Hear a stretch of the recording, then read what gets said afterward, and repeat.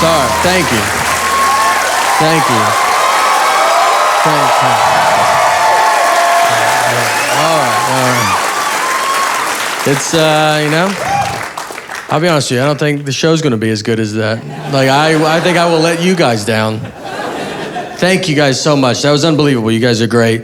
And it's just, I feel like we've peaked, so let's just get doing it, something. All right. I'm very excited to be here. My name is Nate. I'm married and stuff. This is what marriage feels like, by the way, what it feels like in here right now. It's just one person talking, the other's like, I'm gonna get out of here.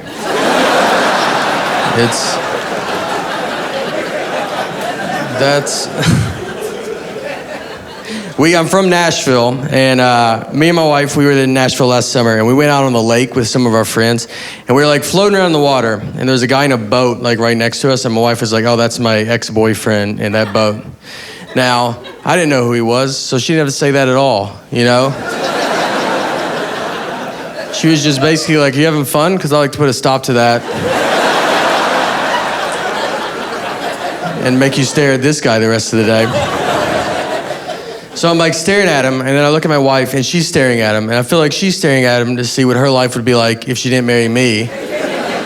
So I started staring at him because I was like, I'm gonna see what my life would be like if I didn't marry her, And we were putting so much pressure on this guy, and we stared at him for a while. He did nothing exciting at all. And, we looked back at each other and just realized, you know what? We don't have a boat. That's the only difference.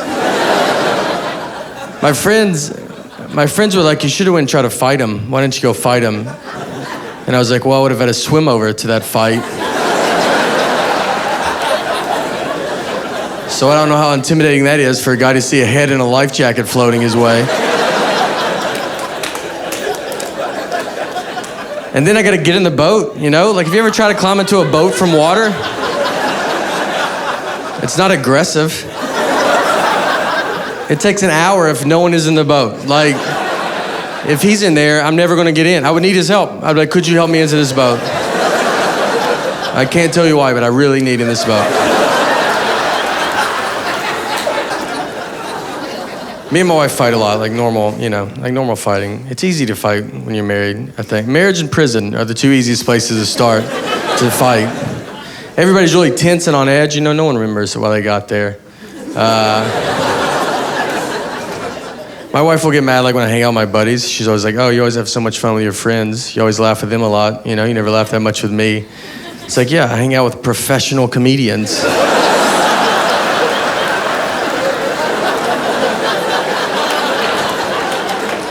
It's a pretty good time, Like, they make jokes, new jokes every day. She doesn't make jokes ever.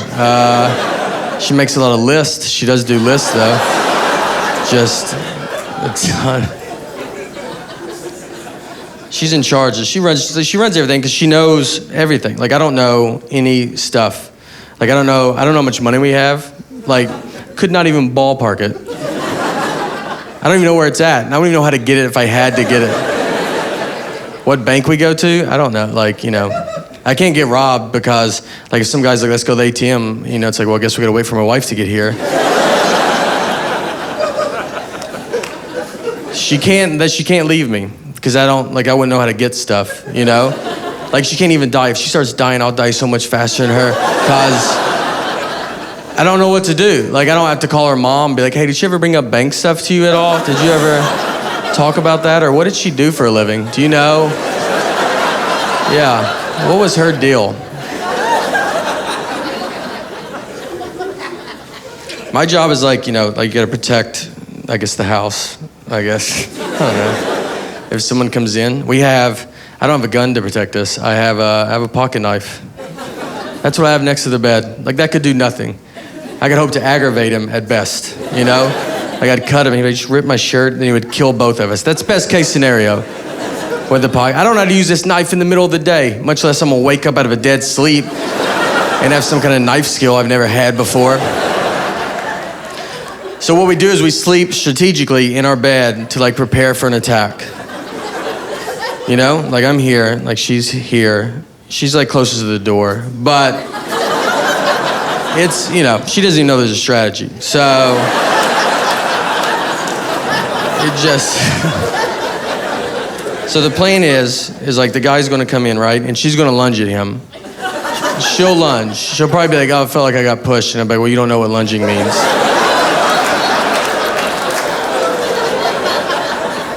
She'll lunge. She'll put up a good fight, all right? At least a good enough fight that I can be practicing with my knife on my side. Just a little, ready for him. That's when... We have a daughter now, and so it's getting, 2-year-old daughter. It's getting pretty serious between me and my wife now. And I don't know. I was living in New York when my daughter was to be born. She was not born here, though. We flew home. She was born in Tennessee. I didn't want her to be born in New York, I don't need her growing up thinking she's better than me. Yeah.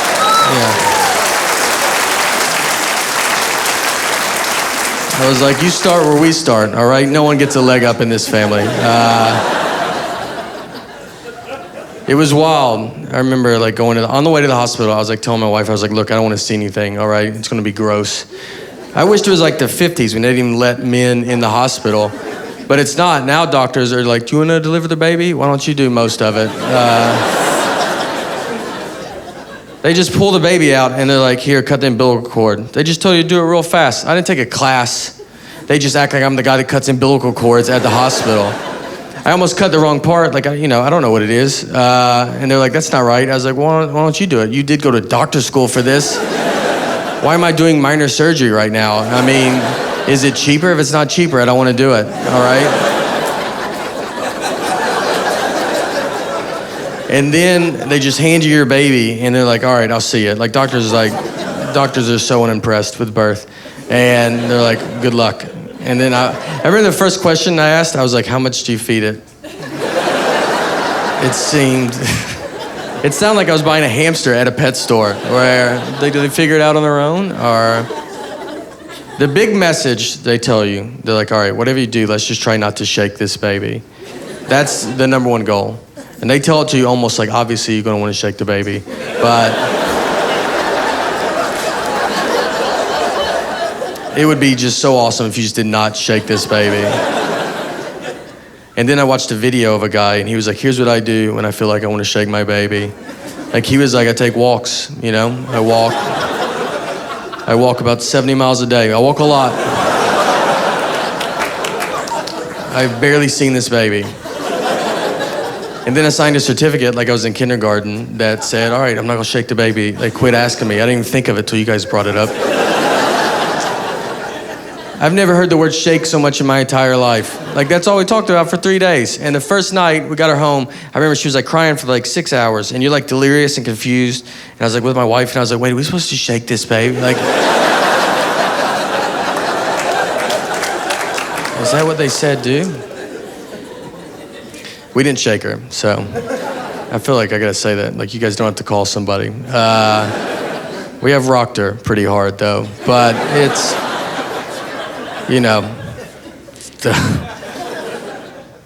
babies have to get a lot of shots, like a ton of shots. And it's very nerve-wracking when you take a baby to get a shot, because they don't know what's going on. Like, you just take them into a room, they're like, man, this day's going unbelievable. What could go wrong? I don't think anything could go wrong. And you have no way of telling them, like, it's about to all go wrong. You can't even imagine how wrong it's about to get. So she gets the shot, and we go to console her, ready for her to cry. She does not cry. She was just fine with the shot. Like, everything was okay. And I'm like, my wife was like, like sitting there, she's like, wow, this is a sign of like bravery. It shows that she's going to be a powerful woman one day. And I was like, yes, it also could show she's going to be a psycho. Who doesn't cry when you get a shot? She doesn't even know what it is, and she's fine with it. I cry, and I know what it is. And I don't know if she's going to be crazy. I hope not. We're not going to know for a while. You can't tell right now. We're not off to a good start, but we can't. Maybe she'll turn it around. It's going to be like 18 years, like when she's 18, like, or, I'm going to be sitting there either at her graduation in high school, just be going, look, we love you so much. We're so proud of you.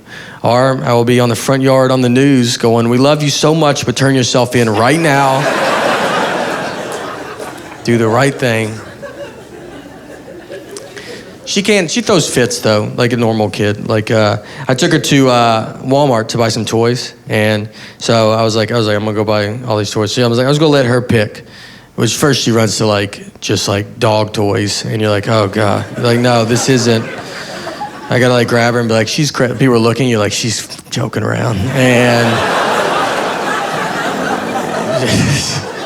you're like, I don't, You have a dog? We don't, but we might get one. Okay. So I get her, back to the human toys, and I'm like, go ahead, just pick whatever you want. So what she grabs is this little popper. It's like, I don't know if you remember, like from a kid, it's like you push it, it's got a globe on it, it pops like little balls. It hasn't changed, by the way, since you were a kid. Like that thing, the guy made it like 100 years ago and was like, no changes. No suggestion box, nothing. He goes, this is it, and we're gonna do it forever like this. So she's grabbed it, she's pulling it all over the store. So I was like, all right, I gotta get that. But I don't want that one, She's already used it. It feels used, I want a brand new one. So I grab a new one, and I pay for it, and then I go to switch with her, because I'm like, all right, this shouldn't be a problem. And reasonable person sees it's the exact same thing. So will you just trade with me? And then we get in a huge, fight. Like a crazy fight between me and my dad, like a 2-year-old girl. And it's almost like we were trying to prove we belong in Walmart. And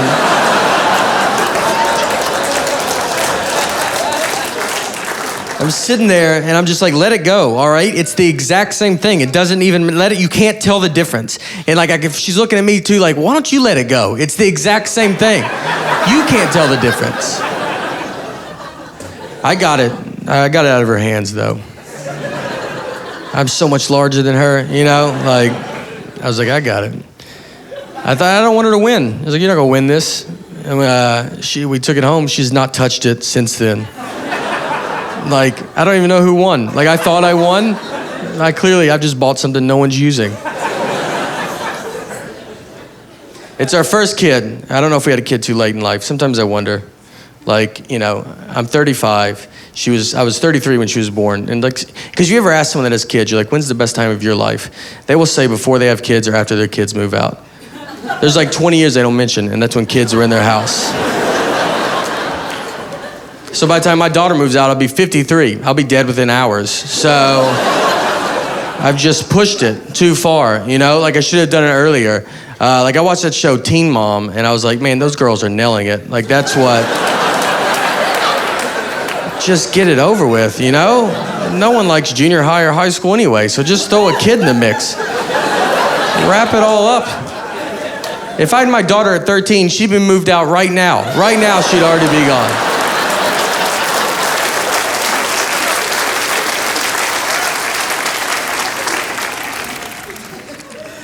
I will be excited, I'll be excited when she goes, when she goes to school, to do homework with her and stuff, Because it's bonding, and it's not gonna hurt for me to do one more run through.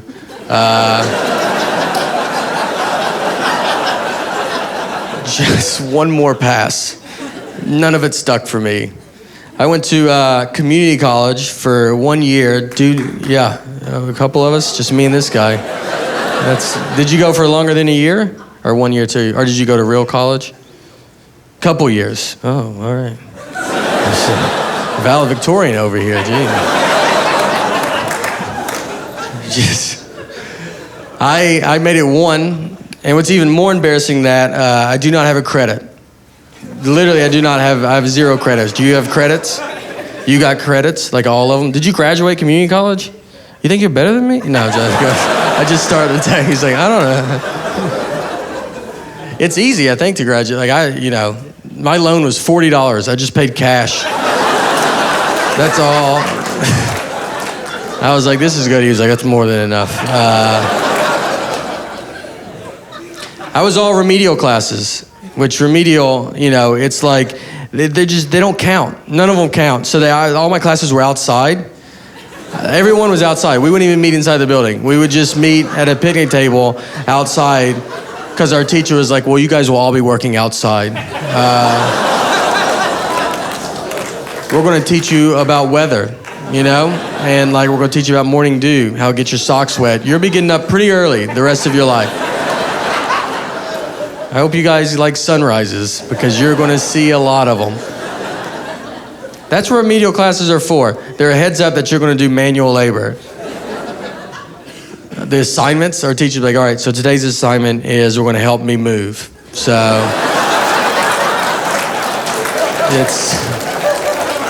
I think that's the requirements for community college is like, you got to have a car and like live in your parents' house still. Like, or your kids move out of your house. Like, that's the other thing. Like, kids, like, it's just in remedial, too. It's like, I'm just with old people that are like, you know, I don't know. They're like, you're mad at them because they're asking all these questions. You're like, quit asking questions, all right? I'm trying to do what you did when you were 18. So don't come ruin it for me. I fall for a lot of stuff. I really do. Like, I worry about, you know, catfish, like getting catfish. Do you know that? That's another MTV show. I like what MTV's doing right now. And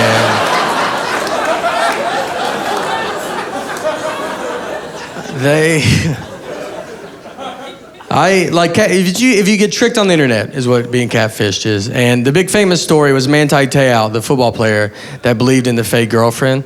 And when I saw that, I was like, I get it. I would fall for that. I knew I would.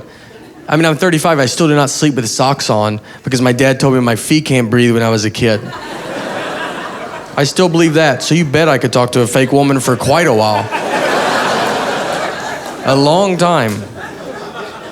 I almost joined the Army when I was 18 just because they called. That was the only reason. I thought I got picked. I was like, oh, wow, this is an honor. Like, oh. I also signed up for a JCPenney credit card at 18 because they called and I was like, man, this day is getting crazier and crazier. I would love it. I would love a credit card. I just got called for the Army. I'll go get some stuff. My mom had to go get me out of all of that. My mom had to call the Army and JCPenney in the same day. She was like, he's not doing any of this. He got to the phone quicker than he usually does, so.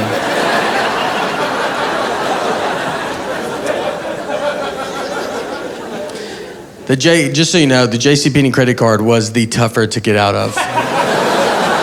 If you want to know it all.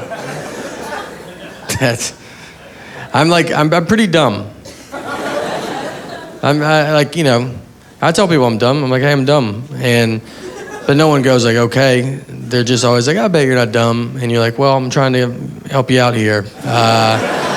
We're about to have a conversation, so I'm just trying to give you a heads up.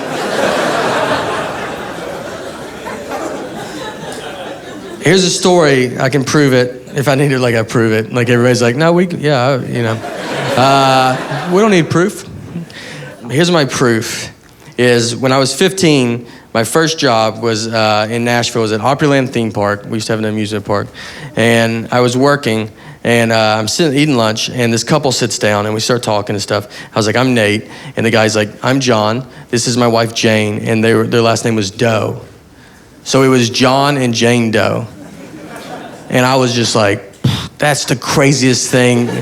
Like, what are the odds of that, you know? Like, that's so crazy. Couldn't believe it. Cut to earlier this year. I'm 35, I'm driving, and I'm thinking about John and Jane Doe. And, you know, I was like, I bet they were lying to me about that.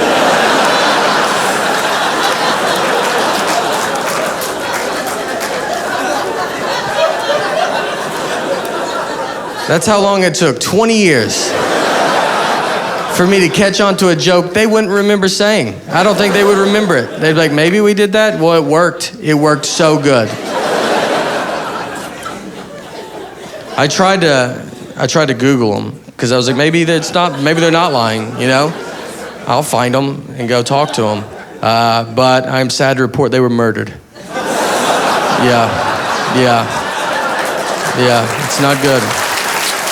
You know?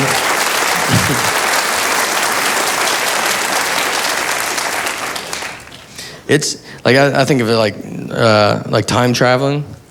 Like if I could go back in time, like if I could go back in time tonight and go back to like the 20s, knowing everything I know right now, I don't think I would make a difference. I don't think you guys would even hear about it. I don't think you would. I just don't, like, because I don't have anything to get, like I would go back and I would see like some guy on an old phone and I'd be like, hey, eventually they have phones you like carry in your pocket. And they're like, yes, like how do they do it? I'm like, I don't know how they do it.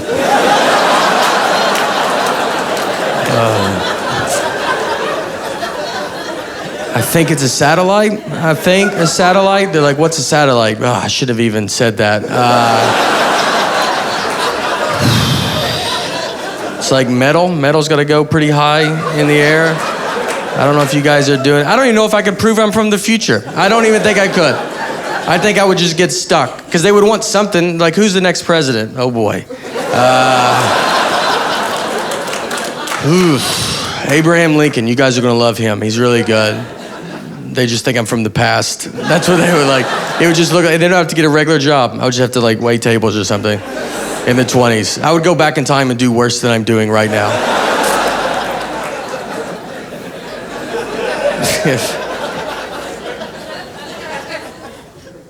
I went and visited my parents recently. My parents have a real fat cat. It's real fat. People point it out, They walk in, they're like, man, that cat's fat. And it feels rude, Like, he doesn't speak English, but we do, so maybe don't say that. And they're just, they're like, what are y'all feeding this cat? You're like, whatever you feed a cat, dude. I don't, like normal cat food stuff. We pour a bowl. He eats it. Like, if he eats 8 birds outside, he doesn't tell us. He's not like, oh, I ate out tonight, I'm good.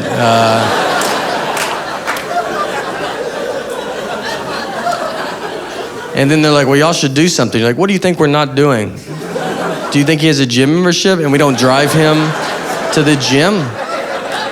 He's a cat. That's his gym membership. He's a cat. I watched him jump from the ground on top of the refrigerator. That's like if I jumped on top of a school bus from the ground. Like if I did that, you're not gonna be like, well, you still could lose a little bit, Just keep doing what you're doing. I gotta get in shape, not this shape. It's not a good shape. Something, I gotta get really, I thought I was like, oh, I'm doing an hour special. That'll motivate me, and here we are.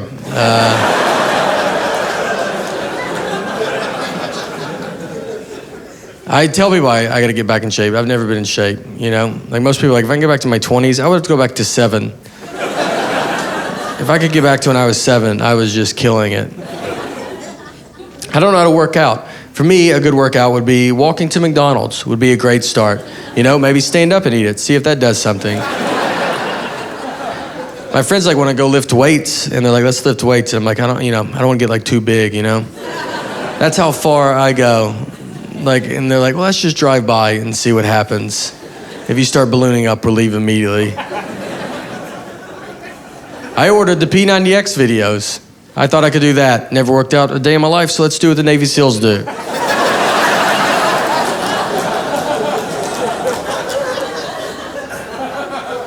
You know why I ordered it? Because in the commercial, they have like a before body and after body. And I was blown away by the before body. I thought that's what you get to look like. I was like, that guy looks great, I would love to look like him. Then I saw the after body. I was like, does the before body guy have a DVD? Because that guy seems more my speed, What did he do to get to that? And I'll just do that. I signed up for a mixed martial arts class. I made it one day. That's all. It was off of Groupon. The Groupon was like mixed martial arts training. It should have said like, hey, do you want to fight a guy you don't know in a room? Because that's what it was. I just go in there, I don't know how to fight, and that's what they do. They just pair me up with some 16-year-old kid that wants to fight for a living and wasn't raised by human people. And they're like, why don't y'all just go at it? And I was like, I think it's because we have different goals. Maybe that's why we should not go at it. I believe he is training for the Hunger Games. I just want you not to be able to see my nipples through my shirt. So let's do levels,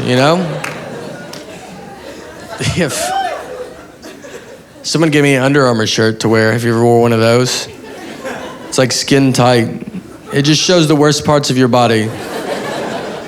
I look better without a shirt on than with that shirt on. You know, in plastic surgery, how they draw markers on you? They should just put you in that shirt and be like, obviously you can see we're going to go after it.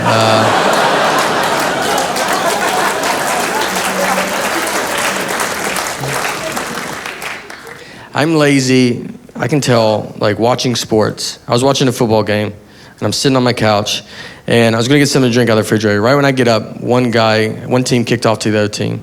And before I could get back, the guy ran a 100-yard kickoff return, and I missed it. The guy ran 100 yards before I could get 3 to maybe 4 yards.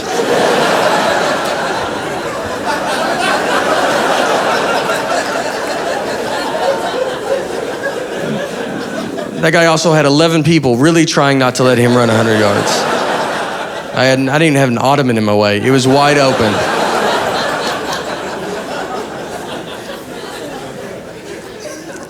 I played sports growing up, though. I played baseball, and one time when I was playing, I'm up to bat, I get walked. So I go, I take my base, I get to first base, I turn and I look, the catcher was still holding the ball. And he wasn't, he's staring at me, almost like he's daring me to run. But why don't you see if you can go? I don't think you can go. And I was like, I'm gonna go, all right? So I run to second. He throws it to second, overthrows second base, goes in the outfield. I run to third base. They overthrow third base. So my coach is like losing it, like telling me to go home. Like this is about to be an inside the park home run off a walk. I'm about to be on Sports Center, like this is the biggest thing that's ever happened in sports. So I go, I slide, there's a play at the plate, and then the umpire goes, it was only ball 3.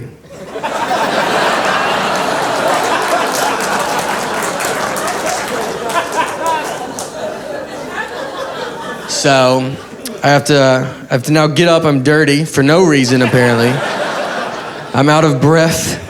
I got to pick my bat up exactly where I left it. It's now 3 balls, 2 strikes. Next pitch, immediately strike out. Immediately strike out. The umpire goes, now you can go. Yeah, you're fine. I did learn something, though, that day. What I did learn was that if you're confident, you can get away with quite a bit, Because why didn't anybody stop me? No one stopped. They knew I wasn't supposed to be going, but I was so confident about it that's why the kid was holding the ball going, what? Why is he supposed to be doing this? And then I run to second, and it's like, well, no one's that much of an idiot. I guess I wasn't paying attention. The ball goes in the outfield, they're not looking. They think it's a hit, for all they know. And then I guess the umpire at some point realizes it and is just like, well, it's easier for me to get all the way back to him to tell me. At least let me feel what it would feel like to get an inside the park home run off a walk. I was thinking about, too, all the parents in the stands, because, they can't hear what's going on. So they're just watching this, and then I bat again. They're just I guess I don't understand baseball. I thought I knew. It's just, baseball's changed since I was a kid. You go around like that, you're done. You don't have to get back up there. I don't like these new rules. I watch a ton of sports. I love them. And I think it's always great, you see the NBA, any big basketball players, when a team wins a championship, because you see some of the players afterwards, they're like, I want to dedicate this championship to everybody that doubted me my whole life, everybody that said I would never make it, And then the guy stands up, he's 7'2", 340. You want to be one more question. No one in your life went on a limb and said, I bet you can go far? Nobody? No one thought you were a tree the first 5 years of your life? I thought your parents were your children. That's how big you are.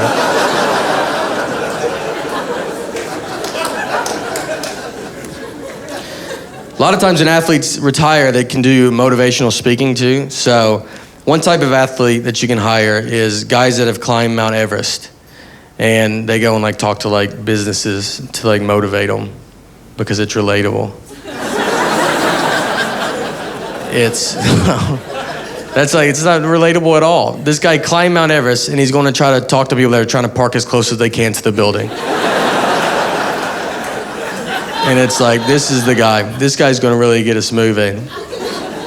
What he does is he asks everybody, he wants to know, he's what's your Mount Everest? What's your toughest thing in life?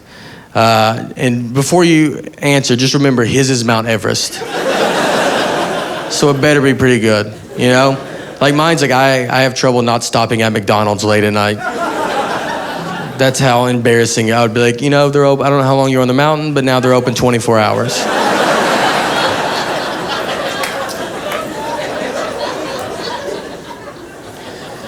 I'm a big, like I do all chain stuff. I like my restaurants to be doing good everywhere in the country. I just want to go, you know, wherever I go in the world. I've eaten McDonald's in Dubai. Because I'm like, well, I want to see what they're doing, you know? Like, what's their McDonald's like? It's a little different. And Applebee's, I'm a big fan of Applebee's, you know? I was really just whatever. If I eat somewhere that's not Applebee's, I will only eat what Applebee's would serve. Like, if Applebee's is not on board with it, I'm not going to be, you know? Organic is big. Everyone wants to eat organic, but it's weird. I don't even know what it is. I'm just like, I don't want to eat this. And, you know, I go in, like, you order it, then I'm just like, can I have all your ketchup? I think I want to eat all of it. And they're like, yeah, we make our own ketchup. You're like, of course you do. Well, I'm going to leave now, because, you know, let Heinz do it. They're doing so good at ketchup. Like, why...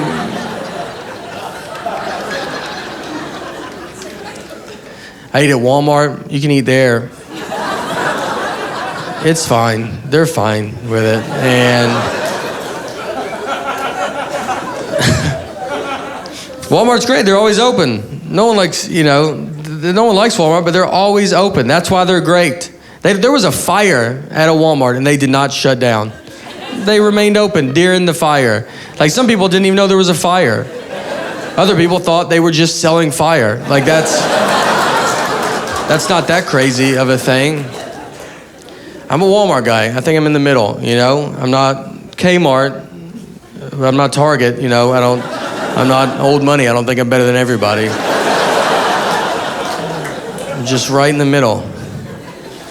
You ever go to Kmart? Like, Kmart doesn't even look open when you go in there.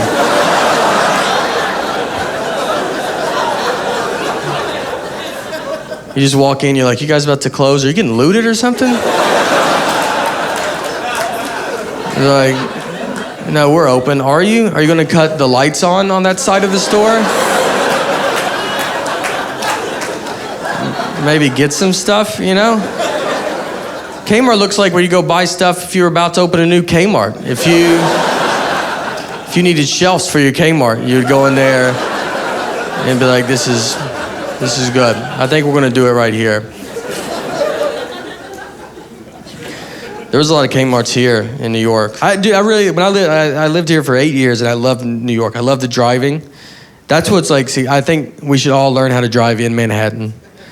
And because it's great. Everybody honks at everybody, just screaming, yelling. That's how it should be. Growing up in the South, no one honks ever. People just sit at lights, and they're like, if you don't want to go, I totally understand. I'm probably not going to go when I get up there, so... let's just wait it out, you know? Let's let traffic die down, and we'll get home tomorrow. I once had to take my car to get it fixed, and I go to, like, this mechanic. It looked like it was just, like, this dude's house. And I go inside, and there was a line. There was, like, people in there. So we're sitting there. They were taking forever. And we're all getting, you know, pretty upset about it. Finally, one of the fellow customers just starts yelling at all the employees. And I was like, this guy's great. Like, I loved it. Like, I would never do it, but I like when other people do it. So I was like, good for you. Just keep yelling at him. And he keeps yelling, and then a mechanic comes over and is like, you got to calm down. You can't yell at us like that. And the guy keeps yelling. I'm like, this guy's great. Like, he's getting stuff done, you know? Like, nothing can happen. I was wrong. Because they fist fought him. They fist fought him, and then they just dragged him outside, and we just watched it. Like, we were like moved up, and we're like, that's crazy, right? And just like, I guess that's what goes on here. Like, that's an employee handbook. It's like, what are you gonna do if someone gets upset? Well, like, you to fight them in front of the other customers so they get it. And then drag them outside so people driving by get it as well. You know what our motto is? Our motto is, what'd you say? That's what I thought you said. Keep your mouth shut. Yeah.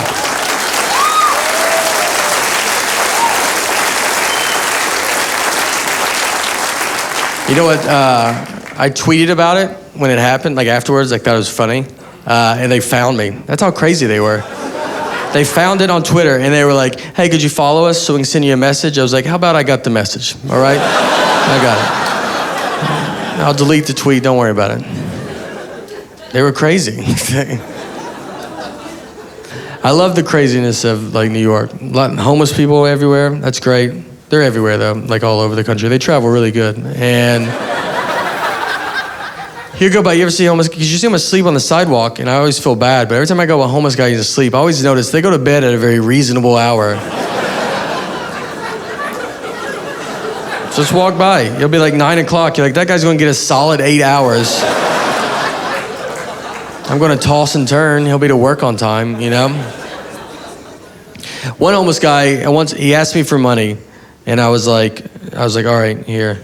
And I gave him money, and he was like, it's good you give money, man. This could happen to you. You could be homeless by tomorrow. And I was like, I don't know about by tomorrow. I was like, I have a lot of friends and family, you know? Like, I have to get rid of all of them in 20... I don't have time to do that. I would have to kill them all, and then I would just go to jail. I still wouldn't even be homeless. So I don't even think I could be homeless, you know? It'd take a long time. Very forced. Maybe that's what his message was. Maybe that was good. I don't know. You just don't say, I don't say anything. You know, like, you know, anything about stuff that goes on. You just let stuff happen. I was flying recently, and I'm like, now when you fly, you know you can leave your phone in airplane mode. So I'm like sitting there about to take off, I'm playing a game. This lady leans over a guy and was like, hey, you gotta cut your phone off. And I was like, what? And she goes, you gotta cut your phone off, you can't have it on. I was like, you don't have to do that anymore. And she was like, you have to do it. I go, you don't have to do it. That's not the rules, you know? And she's like, look, I'm not a rule maker. I was like, well, you're acting like a rule maker, because those are not the rules. And she goes, cut it off, all right? And guess what? I cut it off. I cut it off, and now I think about her every day.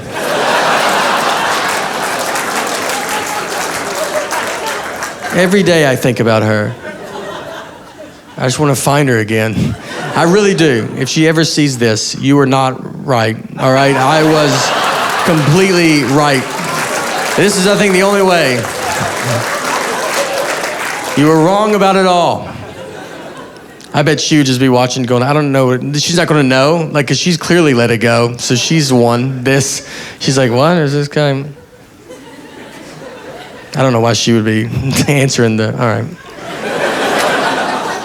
I'm like, she's not gonna know, but she's going, I don't know what he's talking about. Well, that doesn't make sense. Then now she knows. She might know. We're gonna do a thing at the end of this. We're gonna reunite. The DVD extras will be me and her getting back together. It is, you just want to be left alone. Like, I don't want to say, like, you ever watch that show on ABC, like, What Would You Do? You know? Like, that, the only reason I would maybe do something nice in a weird situation is because I would be afraid to be on that show. Like, because they're going to, you know, they always show something crazy happen, like someone sneaks into a purse and takes a lady's, and they're like, see who says something. And that's the only reason I might be like, well, I don't want to be on TV, so yeah, you can't do that. But some people, you know, like they do it, some people stop it. Some people don't stop it, but they still interview them. Like, you don't have to say yes. You can tell them no. You could say, no, you can't show that.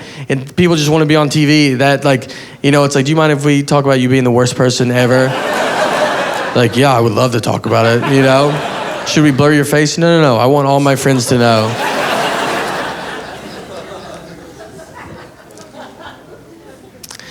I travel a lot doing comedy, which is great. I've been to like a bunch of different countries, and it's all wasted on me.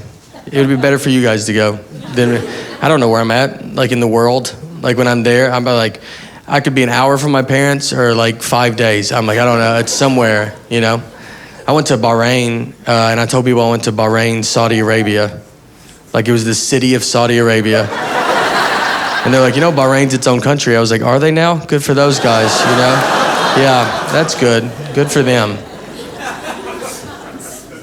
I went to Honduras. I went there. A pretty decent fan base there.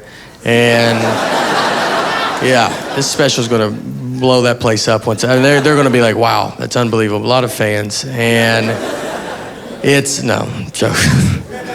It was a USO tour, so we go, and I remember I went to the airport, and I told the guy, I was like, hey, I'm going to Honduras, and the guy was like, all right, like, what city?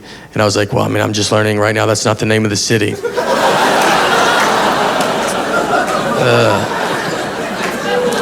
You know, where do you think I would be going? Like, if looking at me, which plane do you want me to get on?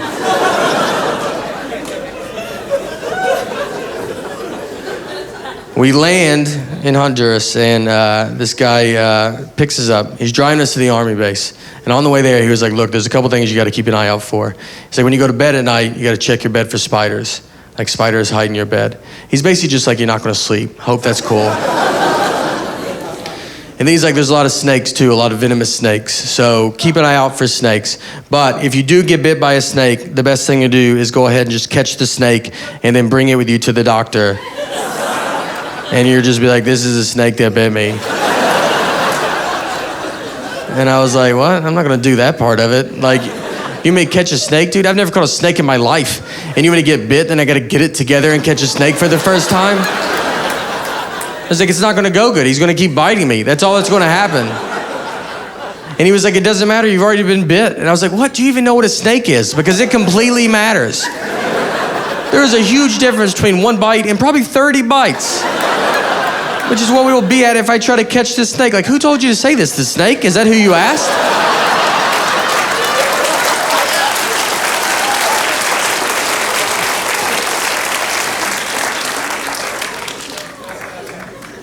Maybe you're supposed to do that. You know, I don't even know. So that could be the whole thing. I don't know a lot. I really don't. Making it this far has been great. And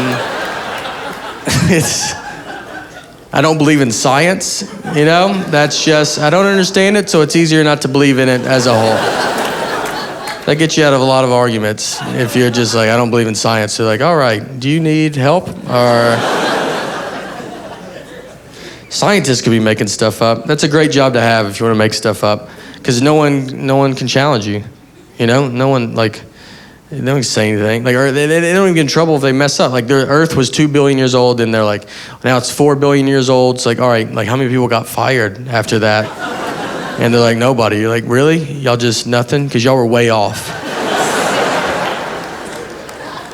I read beetles are 320 million years old. It's like, are they? Or you just know that I don't know how to figure that out. Because you could be doing that, you know? Like, I feel like that's your first job as a scientist. Like, when you go, they would just probably do the beetles thing. They're just like, go see how old beetles are. Like, when you're a new scientist, and then you don't think those guys are like back there, like, just write 320 million. Like, it doesn't matter. Like, who's even going to check, you know? It's like, no one's going to question us. We can change it at any point. Pluto, you know, Pluto's not a planet. Or it might be a planet. I don't know. They change it every 5 seconds. The last I heard, it's not. And that's like crazy. That's when I left science. When I was like, I'm out. Like, you can't do that. You can't jam Pluto down my throat my whole life. And then the second I get out of school, you're like, we were just kidding about Pluto. It affected me. In elementary school, I got a C- on a test because I forgot to put Pluto. And turns out I should have got above an A. That's what I should have got. Yeah. I should have been asked to teach the class. I should have immediately taught that class. And be like, Nate's apparently the best. I never believed in Pluto, you know? I said it's too far. That's what I told people. I go, you guys will see. I love doing comedy. There was a time I was going to quit. I was going to quit early on. I tried, then there was no one to quit to. No one. Here's why I do it. I think why. My dad is an entertainer as well. He's a magician. Still is a magician. Started as a clown. Just, you know, I don't want to come off like I come from some rich magic family. And I'm better than you guys. He paid his dues, his clown dues. It's weird when your dad's a clown. It's weird every day.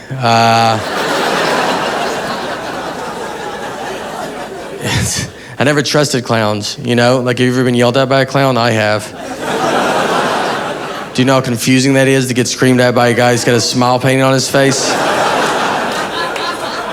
You're like, is this not the same clown those kids are going to see outside? He was a clown till I was about 12 and 13. And that's about as long as you want your dad to be a clown. When you're 6 and 7, there's perks. Absolutely. By the time you get 12 and 13, kids at school are like, is he still doing that? You're like, you know, off and on. All right, guys. Yeah, he is almost full-time magic. So...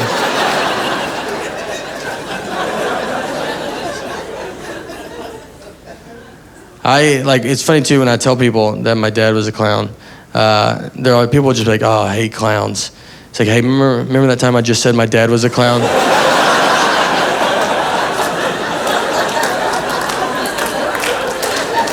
I just said that. You're just like, I hate your father.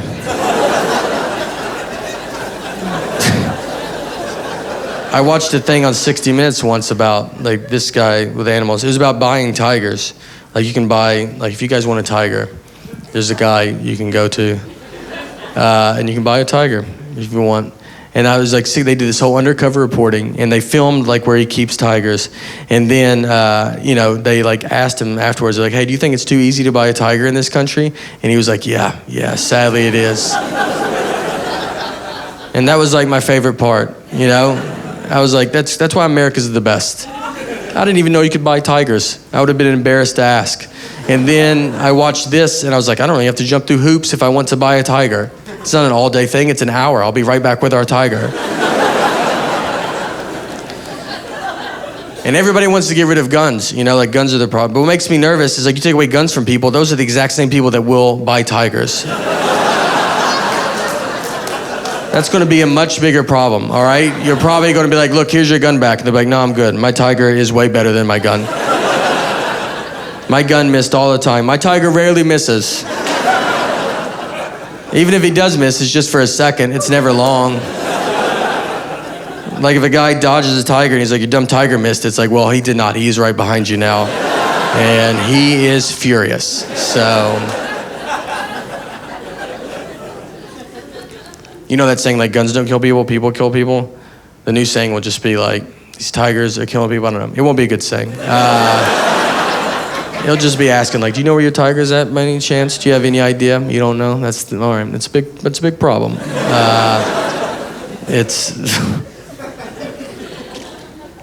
I love doing comedy, though. It's great. The show's almost over, just so you guys know. I like to let everybody know where we're at. We're about done. I think it makes you feel better when you're like, all right, thanks. Like how many movies you go to and then you're just like, geez, this is taking forever. And if a guy like popped in the screen was like, it's about to wrap.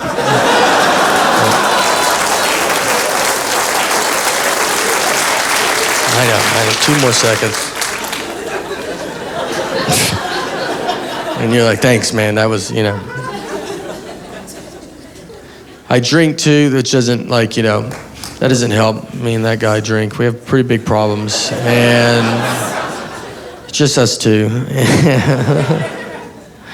It's, I don't know. I've had signs that I should quit drinking. One was, I did a show. It was 3 hours outside of Phoenix, Arizona. It was at an Indian casino, which I don't know if you're supposed to say. I don't know. I don't know. It was like, I don't know what you're supposed to say. It was a casino. There was like crazy amount of Indians there, and... So, I drive, it's this 3-hour drive to the middle of nowhere. I get there, I do the show, then I was like, I'm gonna go to bed. You know, I had to get up at 7 a.m., just be a normal person. Then I meet this cool Indian dude, and we drink till 5 a.m. So then I have to get up, I sleep 2 hours, get up, I'm walking outside with my roller back. It's like 190 degrees. I'm just questioning everything I've ever done in my life. I'm like, what are you doing, dude? And I look up, and there's a wolf. A real wolf. Just in front of my car, just staring at me. Like, and I'm just looking at this wolf. I'm like, why is this wolf? And I'm like looking around, because I'm expecting like some guy to be like, sorry, my wolf got loose.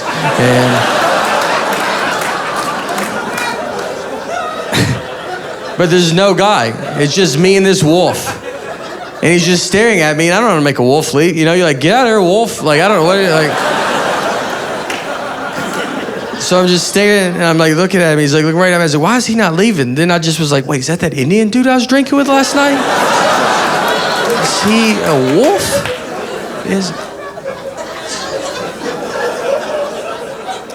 It wasn't him. The wolf left.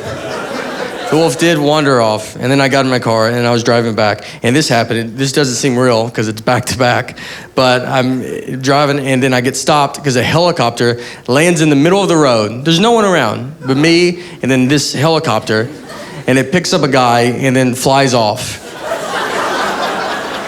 Like, I should have videoed it because it's the craziest thing I've ever seen. But I'm like hungover, so I'm acting like it happens every day. Like, I'm honking at the helicopter, like, all right, out of all days, you couldn't have hovered a second and let me get under?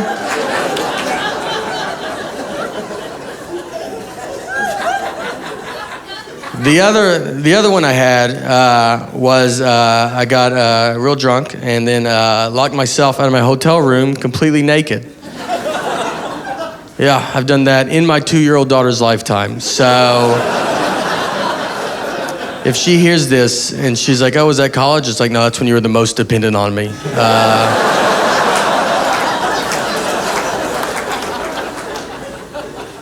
Here's what, look, I don't know. I was sleeping naked. You just sleep naked when you're drunk. I don't do it normal. I think it's gross. But that day I was like, we should try that. Let's see what that's about. And then I remember, I was like, I gotta put the do not disturb sign on. So I walk and I open the door. Do not disturb sign, you can crack the door and it would fit outside. But acting like I was like moving a couch outside. And I was like opening it with my body. And then I step outside and I heard the door shut, which was the most sobering noise I've ever heard in my entire life. I was like, this is not good at all, you know? Like, you're way too far. I'm holding this do not disturb sign, which is pointless. It's like I just walked out to be like a real do not disturb sign just for the hallway. I was like, don't come down here. We're not ready. So I'm standing there and I'm like, all right, what are you gonna do? You know? So I look and there's a window. I was like, I could jump out of that. That's easier than having to explain this to my wife. And then I look to the left and there was a cleaning lady. And she's just staring at me. And the reason she's there is because it's 11 a.m. That's how far in the day it is. And I'm just like looking at it, and look, and I don't have a body that, like, when she sees it, I'm like, you're welcome, you know? It's like, I'm sorry, look, I don't know. So I looked at her, and she knew what I needed, you know? Like, we didn't really talk. Like, I just kind of looked at her like, you know, this happens to the best of us, right?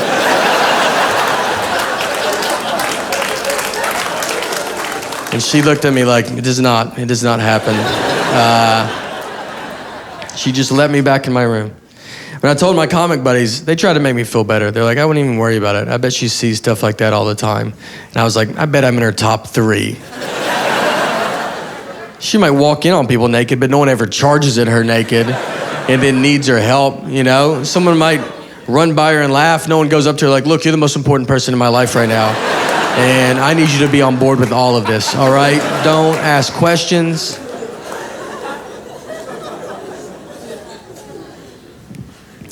I'll mix it up like too, like, you know, when you gotta lose weight, you try to like go, like you ever do vodka soda when you wanna lose weight? Like, I'll do vodka soda. Then you drink it like beer and you wake up in the street. But you're like, I'm not bloated, and that's nice, you know?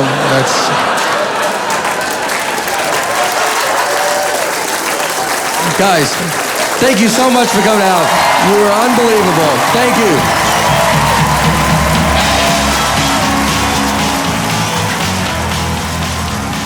Thank you.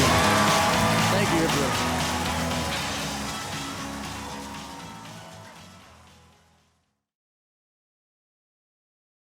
everyone. When I first moved to New York from Nashville, I was here 3 months.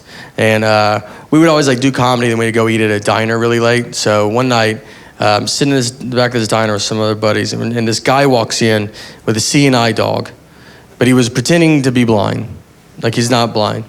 And I could tell. I'm really good at like telling when people are fake blind. And he walks in. First of all, he makes a big announcement to everybody, like, hey, I'm blind. I'm blind, everybody. And he started just walking around, just knocking everything off everybody's table. Like, oh, I wish I could see what's going on, but I can't because I'm blind. And he had a CNI dog, but he was leading the dog around the whole time. Like the dog never got in front of him. And I was like, it doesn't work like that. You know, I don't think the dog builds confidence. And he's like, why don't you do some of these on your own? I just want to see, like, you know, what I'm dealing with. So I'm watching all this happen. I'm getting pretty upset about it, you know, because I just moved to the north from the south, so I still cared about people at this point. And now I've been beaten down by New York. Now if someone like died in front of me, like, really, right in front of me? All right, yeah. You just tell you, like, don't look at him. That's what he wants. All right, that's what he wants.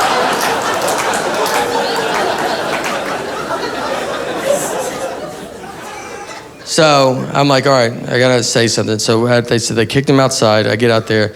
In my Mayberry head, I think this is New York's biggest problem. So I walked over and I was like, hey, what's wrong with you, man? Like, why would you pretend to be blind?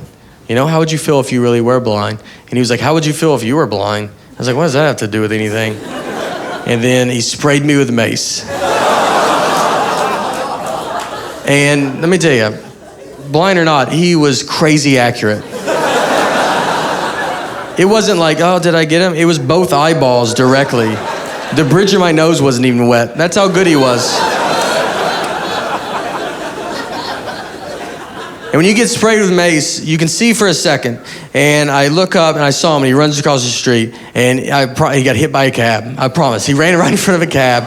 And it's slanted. He was all right. It hit him and he fell onto the sidewalk. But I remember like thinking, like, I saw that cab, like he definitely should have seen it, you know, and it's like, all right, there's a good chance he is blind. You know, maybe it's his first day or something. I don't know, like.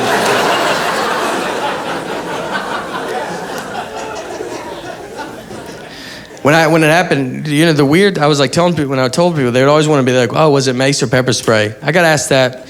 Everybody asked me that. Was it mace or pepper spray? Which is like, I don't know what it was. Like, what kind of life are you living if you could tell the difference of mace and pepper spray? If I knew, I was like, that time was pepper spray, that time. Yeah. This happens a lot. It happens a lot. It is fun. Hanging out with comedians is like some of the best, the funnest time. I don't know, because comedians are crazy. They can be. Like a good buddy of mine is a comedian. His name's Louis J. Gomez. And big fans, a couple Louis J. Gomez fans. Me and Louis once, we go to McDonald's to go eat, right? Like, I'm a big fan, so. And everybody acts like when I go there, like, I haven't been here in forever. It's like, don't act like I'm the one keeping them afloat, all right? You know, someone's coming here. So, we go in, we ordered our food, and then we take our food and we sit down at our table. And then Louis went to the bathroom. He left me alone with his food. So I was, you know what? I'm gonna play a prank on him. So I grabbed his hamburger, I unwrapped it, I took a bite out of it, then I wrapped it back up, I put it back down on his tray. So that's my big prank, right? Like when he comes back from the bathroom, I'm like, dude, did they eat your burger before they gave it to you? That's crazy that they're doing that, right? Is that crazy? It's a stupid prank. It's harmless. It should never leave the table. All that should happen is Louis should come back, he should open his burger. His first reaction should be to look at his best friend who's sitting with him, who also, by the way, dabbles in comedy.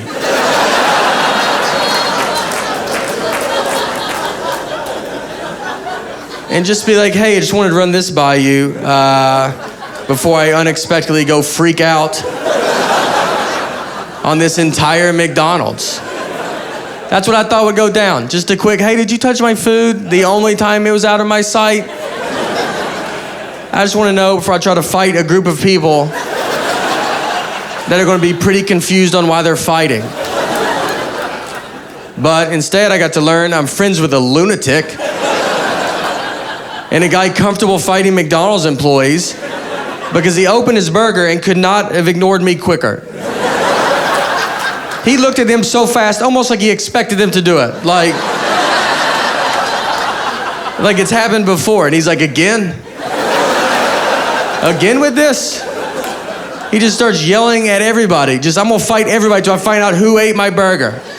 He gets up, he starts walking towards them. I can't believe this is even working. We are so much farther than I'm prepared to get. So I grabbed him, I was like, dude, I ate your burger, I ate it. Why would you not look at me once to see if I did this? I walk him back to the table and we sit down, but it's already like weird, like everybody's looking at us. It takes 10 minutes for people to quit filming us with their phones. And it hits me. I start like thinking about it. I go, Lewis, you're out of your mind. You're gonna get killed one day, dude. I was like, you were about to go fight a guy. I was like, let's pretend I'm not here, all right? Let's pretend that someone did eat your burger that worked at this McDonald's. You were gonna go blindly fight that guy. Not even try to size him up, see what he looks like. Do you really think you could beat up a guy that is apparently pretty confident in himself? That he's making burgers, he's then eating them, and then he's wrapping them up and just sending them out to whoever.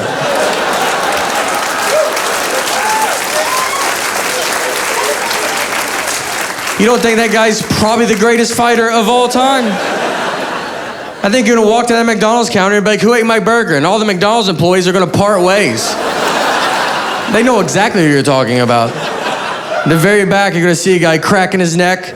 He's got his fist in the fryer, doesn't even know it. He's just warming his hands up.